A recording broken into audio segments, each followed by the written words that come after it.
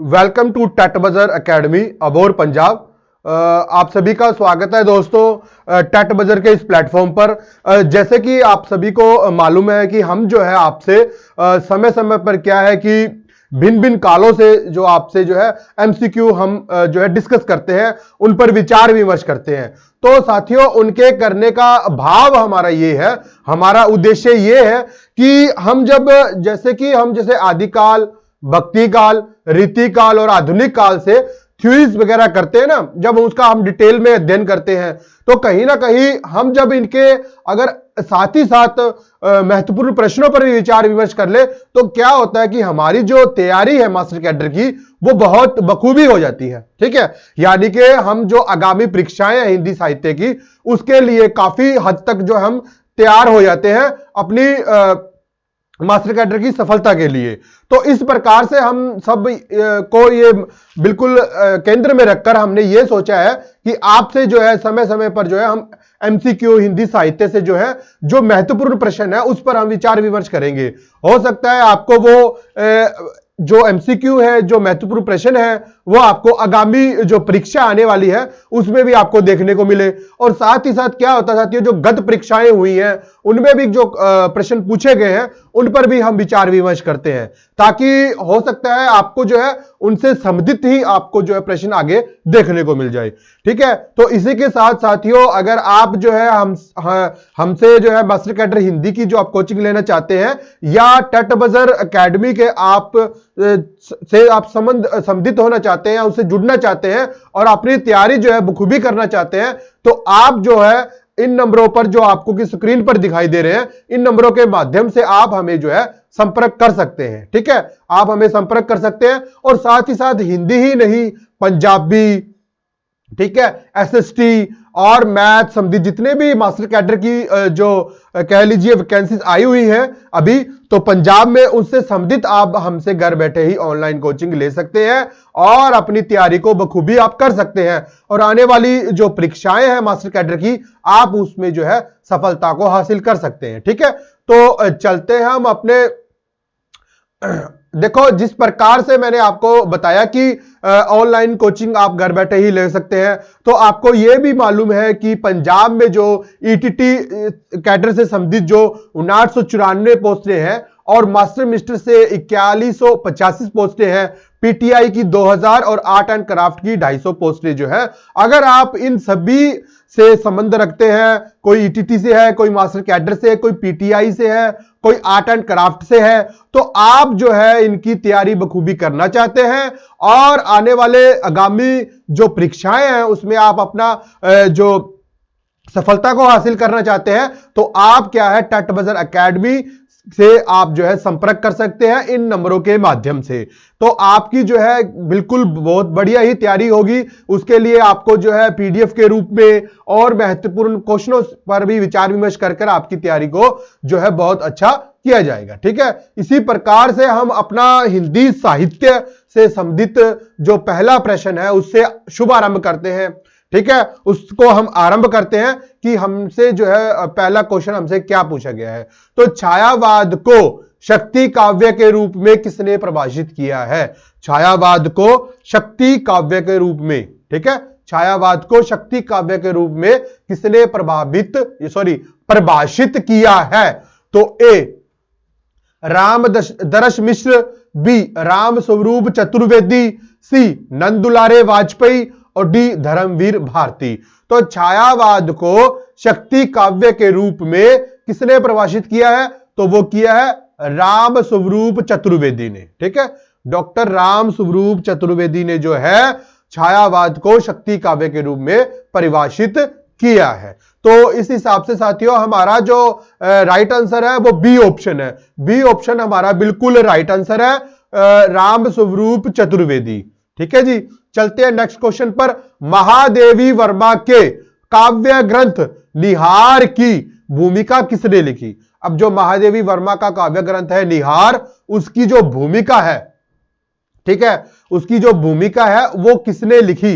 ए अयोध्या सिंह उपाध्याय, जिसको हरियोध भी बोलते हैं, बी महादेवी वर्मा, सी निराला और डी रविंद्रनाथ टैगोर। तो महादेवी वर्मा के काव्य ग्रंथ निहार की जो भूमिका लिखी वो कौन थे? वो थे साथियों अपने अयोध्या सिंह उपाध्याय हरियोध जी। ठीक है, हरियोध जी जो है वो द्विवेदी कालीन है, द्विवेदी कालीन कवि माने जाते हैं। हरियोध जी का प्रिय प्रवास जो है,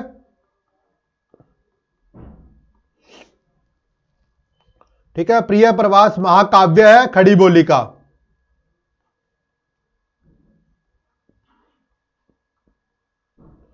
और समय है इसका जो ईस्वी है वो है 1914।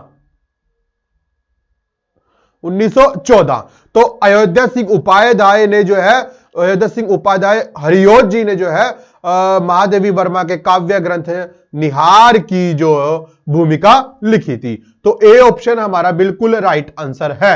हिंदी नई चाल में ढली भारतेंदु की यह पंक्ति किस पुस्तक से ली गई है? तो भार दुर्दशा, A option, B Andher Nagari, सी काल चक्र और डी बादशाह दर्पण। तो हिंदी नई चाल में ढली भारतेंदु जी की यह पंक्ति जो है किस पुस्तक से ली गई है? तो वो ली गई है काल चक्र से। ठीक है, काल चक्र से 1873। ठीक है, काल चक्र पुस्तक है ये। इसमें लिखा गया था कि हिंदी नई चाल में ढली। और भारतेंदु जो है,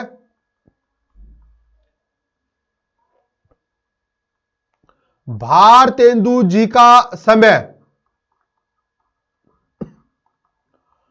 1850 से 1900 तक है। ठीक है, 1850 से 1900 तक है भारतेंदु जी का समय। विद्यापति की कौन सी रचना अभी तक संपादित होकर प्रकाशित नहीं हुई है? हमें यह बताना है कि विद्यापति की वह कौन सी रचना है जो अभी तक जो है संपादित होकर प्रकाशित नहीं हुई है। ए कृतिलता, बी कृति पताका, सी पद्मावली और डी इनमें से कोई नहीं। तो विद्यापति की वह कौन सी रचना है जो अभी तक संपादित होकर प्रकाशित नहीं हुई है? तो साथियों वो है कृति पताका। ठीक है, कृति पताका। कृति पताका जो है वो अभी तक संपादित होकर जो है प्रकाशित नहीं हुई है। तो इसी तरह कृति पताका और जो कृति लता है दोनों ही अवहट भाषा में है।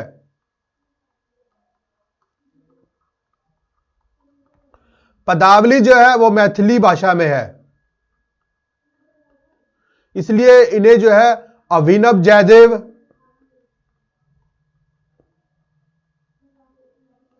कवि शेखर आदि नामों से पुकारा जाता है। मैथिली भाषा में होने कारण इन्हें अभिनव जयदेव, कवि शेखर आदि नामों से पुकारा जाता है। और कृतिलता, कृति पताका इनकी जो रचना है वो अवहट भाषा में जो है रचित है। ठीक है, विद्यापति जी की। तो बी ऑप्शन हमारा बिल्कुल राइट आंसर है कि विद्यापति की जो रचना है वो अभी तक संपादित होकर प्रकाशित नहीं हुई है, वो कृति पताका है। तो बी ऑप्शन बिल्कुल राइट आंसर है। निर्गुण काव्य धारा की प्रवृत्ति है। अब निर्गुण काव्य धारा की प्रवृत्ति क्या है? ए वात्सल्य रस की प्रधानता है, बी प्रकृति पर चेतना का आरोप है, सी रूढ़ियों एवं बाह्य आडंबरों का विरोध है और आश्चर्यता की प्रशंसा है। तो क्या है निर्गुण काव्य धारा की प्रवृत्ति? आप सभी को मालूम है निर्गुण काव्य धारा की प्रवृत्ति क्या है? तो वो है सी ऑप्शन, रूढ़ियों एवं बाह्य आडंबरों का विरोध। निर्गुण काव्य धारा जो है उसमें देखो साथियों संत काव्य आता है। ठीक है, संत काव्य में क्या किया कि गुरु को महत्व दिया गया है, रूढ़ियों एवं बाह्य आडंबरों का विरोध किया गया है। संत काव्य के प्रतिनिधि कवि जैसे कि आप सभी को पता है कि कबीर है। कबीर ने क्या किया है? कबीर ने बाह्य आडंबरों, रूढ़ियों, रीति रिवाज, ऊंच नीच की भावना, इन सभी को नकारा है। ठीक है, रूढ़ियों, बाह्य आडंबरों का विरोध किया है और इन्हें जो है नकारा है। तो सी ऑप्शन हमारा बिल्कुल राइट आंसर है। ठीक है जी, सी ऑप्शन हमारा बिल्कुल राइट आंसर है। तो इसी के साथ संत काव्य जो है, संत काव्य में क्या है? प्रतिनिधि कवि कौन है?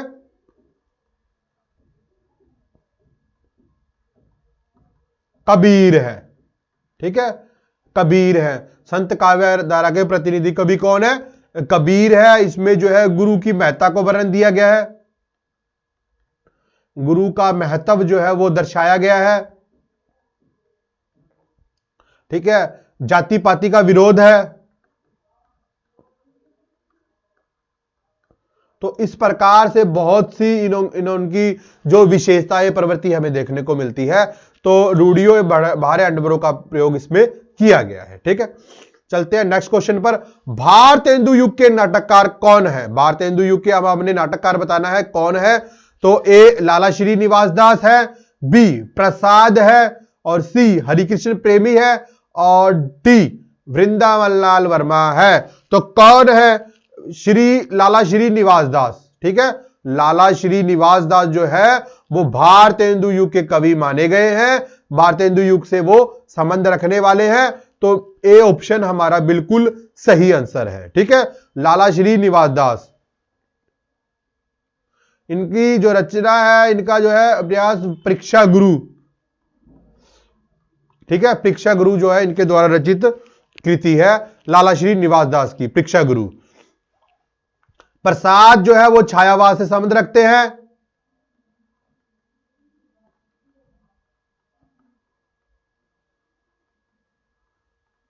ठीक है, छायावाद के प्रतिनिधि कवि है प्रसाद, जयशंकर प्रसाद इनका पूर्ण नाम है। ठीक है, तो चलते हम अगले नेक्स्ट क्वेश्चन पर। भारतेंदु युग के नाटककार कौन है? लाला श्रीनिवास दास। कमायणी महाकाव्य में रहस्य के बाद कौन सा सर्ग आता है? अब जो कमायणी महाकाव्य है उसमें जो है रहस्य सर्ग के बाद कौन सा सर्ग आता है? ए स्वपन, बी निर्वेद, सी आनंद, और डी दर्शन। तो कमायणी महाकाव्य में रहस्य के बाद कौन सा जो कहते हैं हम कि सर्ग आता है, तो वो कौन सा सर्ग आता है? सी आनंद सर्ग। ठीक है, आनंद सर्ग जो है कमायणी में रहस्य के बाद आता है। तो कमायणी में सर्ग कितने हैं?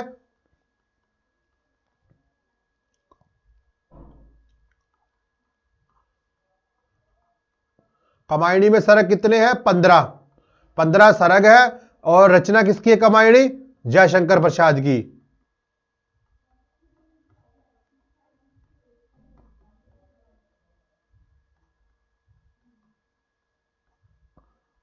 जयशंकर प्रसाद की रचना मानी गई है कमायणी। ठीक है, तो सी ऑप्शन हमारा बिल्कुल राइट आंसर है। किस कवि की रचनाओं में छायावाद का पूर्वाभास मिलता है? वह कौन सा कवि है जिनकी रचनाओं में जो है हमें छायावाद का पूर्वाभास, यानी कि छायावाद के जो लक्षण है हमें छायावाद शुरू होने से पहले ही दिखाई पड़ते हैं उनकी रचनाओं में, वो कौन से कवि है? ए रूपनारायण पांडे, बी मुकुटधर पांडे, सी लोचन प्रसाद पांडे, और डी डॉक्टर गोपाल शरण। तो कौन है, किस कवि की रचनाओं में जो हमें छायावाद का पूर्वाभास मिलता है? तो वो है लोचन प्रसाद पांडे। तो मुकुटधर पांडे। तो बी ऑप्शन हमारा बिल्कुल राइट आंसर है, मुकुटधर पांडे। तो सबसे पहले छायावाद शब्द का प्रयोग भी जो है मुकुटधर पांडे द्वारा ही किया गया था। ठीक है, तो छायावाद शब्द का सबसे पहला प्रयोग जो है वो मुकुटधर पांडे के द्वारा ही किया गया था। ठीक है, तो इसीलिए छायावाद का पूर्वाभास जो हमें मिलता है वो बी ऑप्शन में हमारे पास है, मुकुटधर पांडे। मुकुटधर पांडे में हमें जो है छायावाद का पूर्वाभास मिलता है। तो बी ऑप्शन हमारा बिल्कुल राइट आंसर है। ठीक है जी, चलते हैं आगे की ओर। बिसल देव रासो में किस शैली का प्रयोग किया गया है? अब जो बिसल देव रासो है उसमें किस शैली का प्रयोग है? ए श्रृंगारिक है, ठीक है, बी आख्यान है, सी गेय है, या डी प्रबंध है। तो किस शैली का प्रयोग किया गया है कि शैली कौन सी है? तो इनमें से बिसल देव रासो की जो शैली है वो गेय शैली में है। बिसल देव रासो किस शैली में है? शैली पूछा उन्होंने, तो किस शैली में है? गेय शैली में है, यानी कि गाए जा सकने वाला है, गेय शैली में है। ठीक है, तो बिसल देव रासो के जो रचिता है वो कौन है? तो बिसल देव रासो के जो रचिता है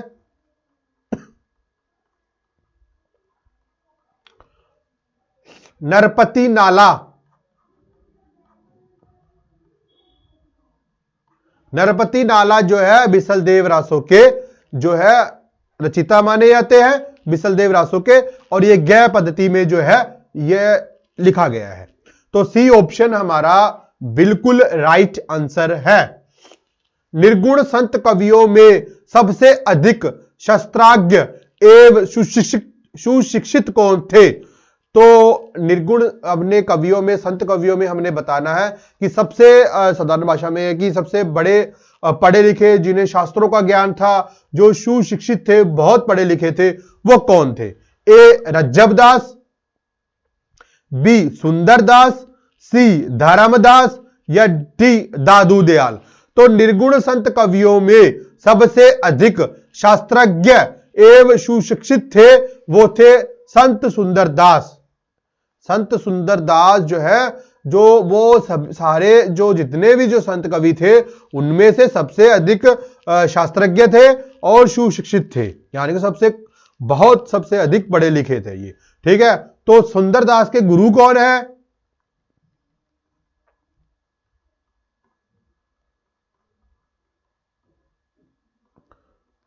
दादू दयाल।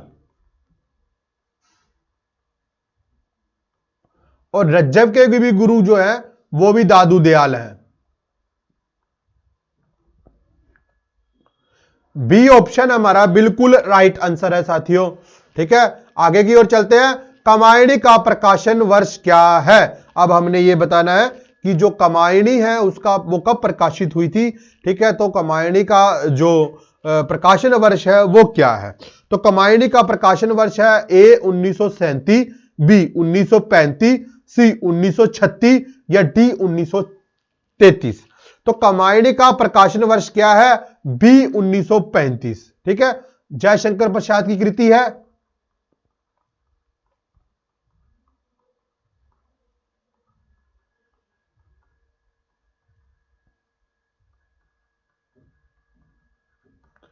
ठीक है, सरग कितने हैं इसमें?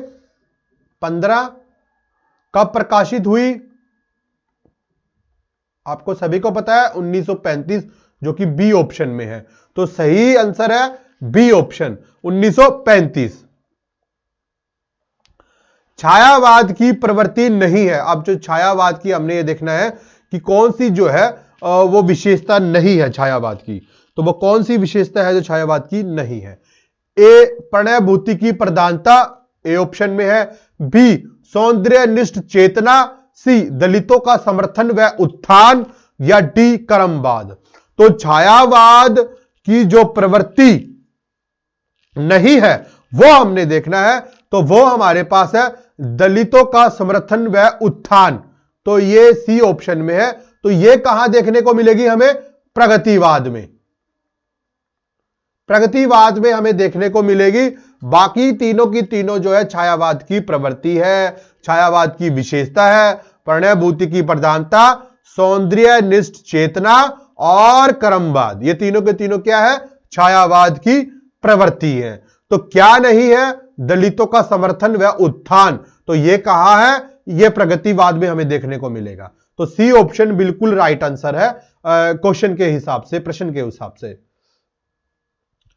ठीक है, तो इसी के साथ साथियों, अगर आप जो है हमारे फ्री व्हाट्सएप ग्रुप का हिस्सा बनना चाहते हैं, साथ ही साथ अपने master cadre Hindi, Punjabi, SST किसी भी तरह का मास्टर कैडर आप तैयारी करना चाहते हैं, तो आप क्या कर सकते हैं? एक आसान सा काम कर सकते हैं कि आप जो है हमारे फ्री व्हाट्सएप ग्रुप का हिस्सा बन सकते हैं। आपने कुछ नहीं करना, बड़ा आसान सा काम करना है। आपने सबसे पहले आपने क्या करना होगा? आपको जो है अपना नेम यानी कि अपना नाम टाइप करना है, फिर अपना पेपर, जिस भी पेपर की आप हमसे जो है ऑनलाइन कोचिंग लेना चाहते हैं, अपनी तैयारी करना चाहते हैं मास्टर कैडर के लिए, कोई भी पेपर हो, वो चाहे वो हिंदी हो, चाहे वो पंजाबी हो, एसएसटी हो, किसी भी तरह का पेपर हो, उसके बाद आपने क्या करना है? सिटी यानी कि अपना शहर, और इसके अलावा अगर आप किसी गांव में भी संबंध रखते हैं, गांव से संबंधित है, तब भी आपने अपने गांव का जो नेम है वो टाइप कर देना है। फिर आपने क्या करना? अपना जेंडर, मेल या फीमेल, ये सब आपने टाइप कर लेना है।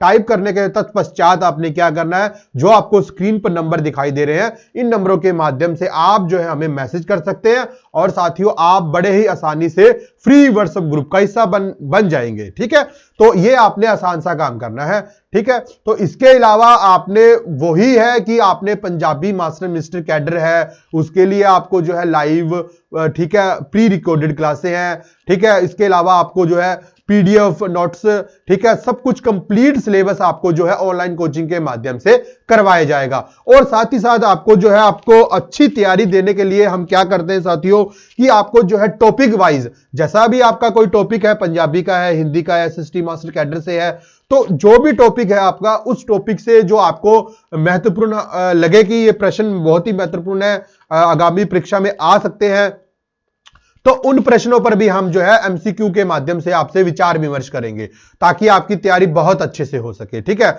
इसके साथ अगर आप जो किसी प्रकार का हमसे संपर्क करना चाहते हैं और आप फ्री डेमो देखना चाहते हैं कि भाई हम पहले दो जो है हम क्लासेस देखना चाहते हैं, फ्री डेमो देखना चाहते हैं, तो आपने क्या करना है कि टेट बजर ऐप को जो है अपने गूगल प्ले स्टोर से इंस्टॉल करो, ठीक है। बड़ा ही आसान है कि टेट बजर ऐप जो है अपने गूगल प्ले स्टोर से आप इंस्टॉल कर सकते हैं और आप फ्री डेमो देख सकते हैं, और आपको जो है जो ज्ञात हो जाएगा कि किस प्रकार से आप जो है घर बैठे ही बड़े ही आसानी के साथ हमसे जुड़ सकते हैं और अपनी तैयारी बड़ी बखूबी के साथ आप कर सकते हैं, ठीक है। तो चलते हैं हम अपने 13 नंबर क्वेश्चन पर, ठीक है। तो हमारा जो क्वेश्चन है वो अब ये है कि राहुल जी ने हिंदी भाषा का प्रथम कवि किसे स्वीकार किया है।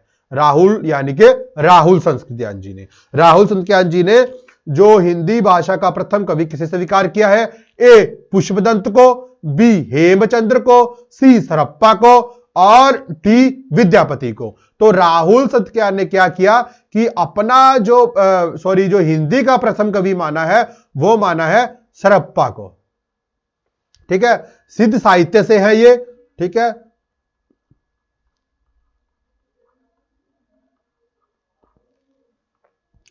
सिद्ध साहित्य से है ये सरप्पा,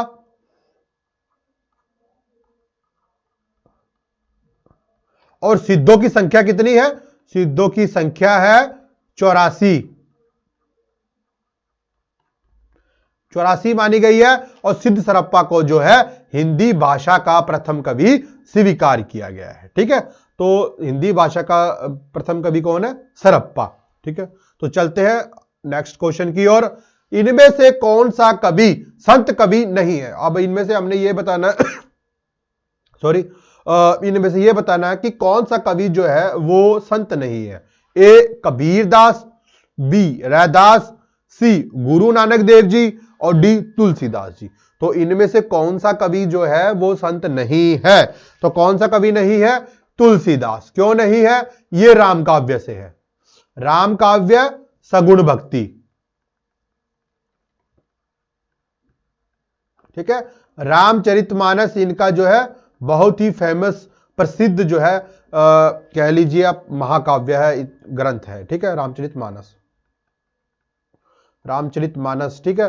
रामचरितमानस जो है वो 1574 में रचित है, प्रकाशित हुआ 1574 में रामचरितमानस। तो रामचरित जो मानस है उसमें कितने कांड है, तो कांड जो कितने हैं, 7 कांड है, ठीक है, 7 कांड है। और रामचरितमानस में तुलसीदास के द्वारा रचित है, ये राम काव्य से है और सगुण भक्ति से है। अब आते हैं कबीरदास जी जो है ये भी संत कवि हैं, रैदास भी संत कवि हैं, और गुरु नानक देव जी जो है वो भी संत कवि हैं, ठीक है। ये तीनों के तीनों संत कवि है। लेकिन तुलसीदास जी क्या है, तुलसीदास जी राम काव्य से है, सगुण भक्ति से है, ठीक है। तो हमारा जो सही ऑप्शन सही है वो डी है, और तुलसीदास हमारा सही आंसर है। नीति कवि दीन दयाल गिरी की रचना नहीं है। अब नीति कवि जो है दीन दयाल गिरी, उनकी रचना कौन सी नहीं है। ए अनुराग बाग, बी वैराग्य दिनेश, सी विश्वनाथ नम्रतन, और डी छत्र प्रकाश। तो नीति कवि दीन दयाल गिरी की रचना नहीं है, तो वो कौन सी नहीं है साथियों, वो आप सभी को मालूम है, छत्र प्रकाश। छत्र प्रकाश जो है लाल कवि की रचना है, ठीक है, लाल कवि द्वारा रचित है छत्र प्रकाश। तो डी ऑप्शन हमारा बिल्कुल राइट आंसर है। किस कवि के बचपन का नाम झारखंडी था। अब कौन सा कवि है जिसको बचपन में झारखंडी नाम से पुकारा जाता था। ए पंत जी, बी प्रसाद जी, सी निराला जी, और डी सूरदास जी। तो कौन से जो कवि है जो कि कहते हैं कि बचपन में उन्हें जो है झारखंडी कहा जाता था, तो वो है प्रसाद जी। ठीक है, प्रसाद जी जो है वो क्या है, वो है झारखंडी कवि। झारखंडी कवि कहा जाता है, तो बी ऑप्शन हमारा बिल्कुल राइट आंसर है। ठीक है, सुमित्रा नंदन पंत, जयशंकर प्रसाद, निराला और महादेवी वर्मा, ये चारों के चारों कौन है, जो है छायावादी कवि हैं। सूरदास क्या है, सगुण भक्ति से है, सगुण भक्ति और कृष्ण काव्य से है। ठीक है, सगुण भक्ति और कृष्ण काव्य से है। सूरदास जो है उनकी रचना है सूर सागर,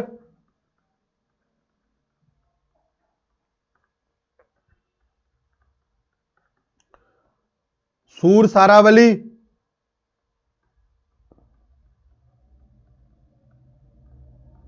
और साहित्य लहरी।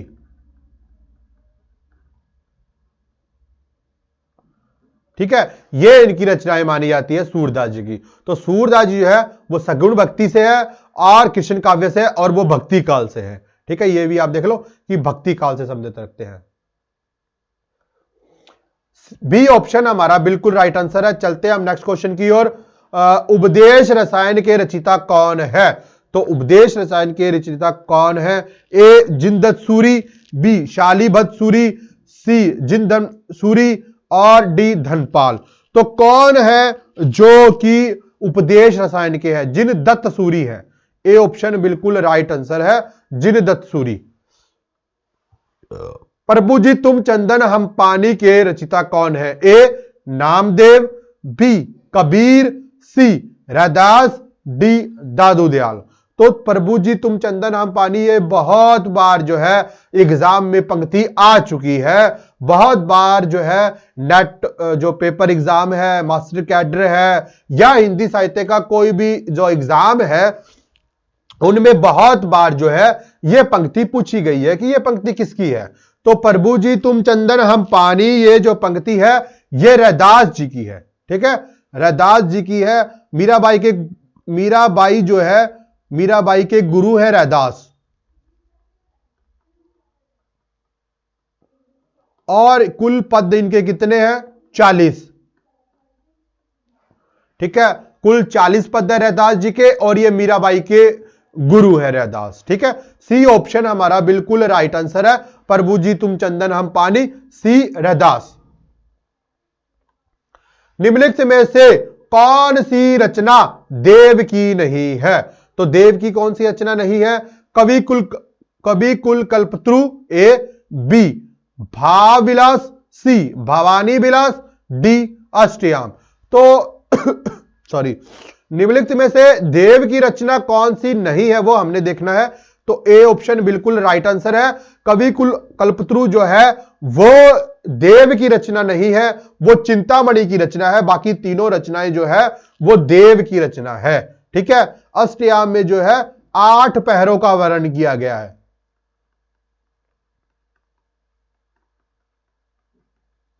नायक और नायिका का।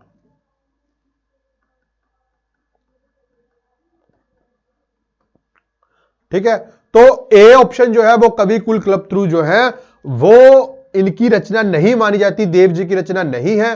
तो ए ऑप्शन हमारा बिल्कुल राइट आंसर है। कौन सी रचना शोक गीत के रूप में लिखी गई? अब कौन सी जो रचना है वो शोक गीत के रूप में लिखी गई थी? ए राम की शक्ति पूजा, बी प्रेयसी, सी प्रिय प्रवास और डी सरोज स्मृति।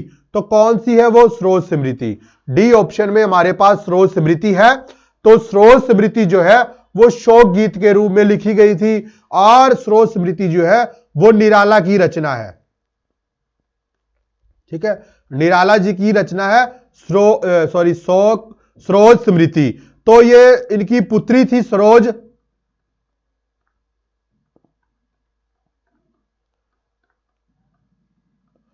सरोज इनकी पुत्री थी। सरोज पुत्री की मृत्यु पर इन्होंने यह रचना लिखी, सरोज स्मृति। ठीक है, निराला जी की है। और ये जो है शोक गीत के रूप में प्रख्यात है। ठीक है, हिंदी साहित्य का प्रथम शोक गीत इसे माना जाता है। स्रोत स्मृति को निराला जी की है। तो डी ऑप्शन हमारा बिल्कुल राइट आंसर है। कौन सा कवि प्रेम और मस्ती काव्यधारा के अंतर्गत नहीं आता? प्रेम और मस्ती जो मस्ती है, प्रेम और मस्ती काव्यधारा के अंतर्गत नहीं परिगणित होता। तो ए सियाराम शरण गुप्त, बी रामेश्वर शुक्ल अंचल, सी नरेंद्र शर्मा और डी हरिवंश राय बच्चन। तो कौन है इनमें से जो कि प्रेम और मस्ती का कवि नहीं है? तो वो कौन है? सियाराम शरण गुप्त। सियाराम शरण गुप्त जो है वो द्विवेदी कालीन कवि है। ठीक है, और ये मैथिली शरण गुप्त के भाई हैं।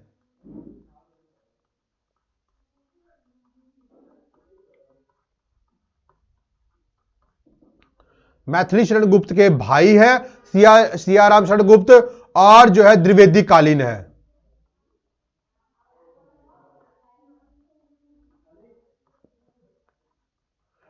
ठीक है, तो ए ऑप्शन हमारा बिल्कुल राइट आंसर है, सियाराम शरण गुप्त। चलते हैं नेक्स्ट क्वेश्चन पर।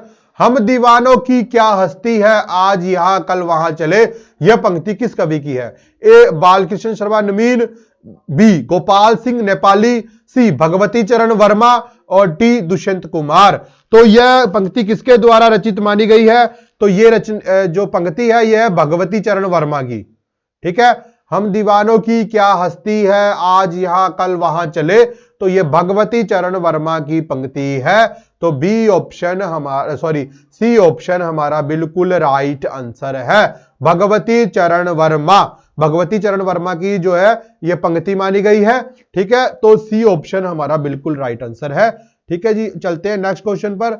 सरप्पा का संबंध निम्न में से किससे है? ए सिद्ध साहित्य से, बी रासो साहित्य, सी नाथ साहित्य और डी जैन साहित्य। तो सरप्पा का जो संबंध निम्न में से है वो है सिद्ध साहित्य से। ठीक है, सिद्ध साहित्य से जो है सरप्पा का जो संबंध माना जाता है। और जो सिद्ध लोग थे, जो सिद्ध थे, वो 5 शब्द जोड़ते थे।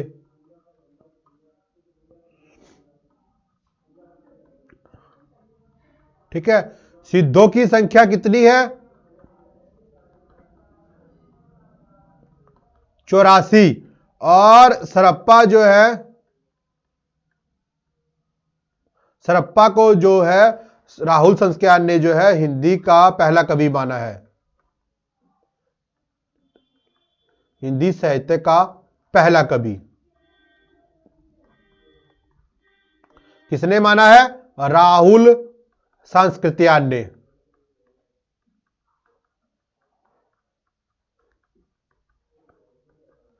ठीक है, तो ए ऑप्शन हमारा बिल्कुल राइट आंसर है, सिद्ध साहित्य जो है सरप्पा से संबंध रखता है। तो ए ऑप्शन बिल्कुल सही है।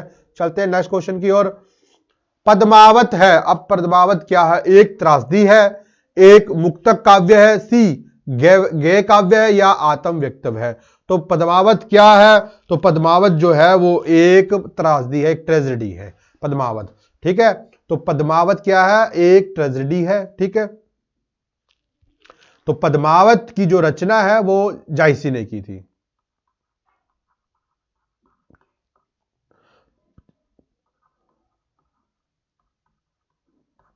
पद्मावत की रचना किसने की थी? जायसी ने। और इसमें 57 खंड है। पद्मावत में क्या है? 57 खंड जो है हमें देखने को मिलते हैं। और ये एक त्रासदी है, एक ट्रेजेडी है पद्मावत। ए ऑप्शन हमारा बिल्कुल राइट आंसर है। भारतेंदु ने अधिकतर किस भाषा में काव्य की रचना की है?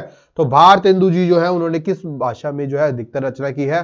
तो ए संस्कृत भाषा में, बी ब्रज भाषा में, सी हिंदी भाषा में या डी पाली भाषा ने।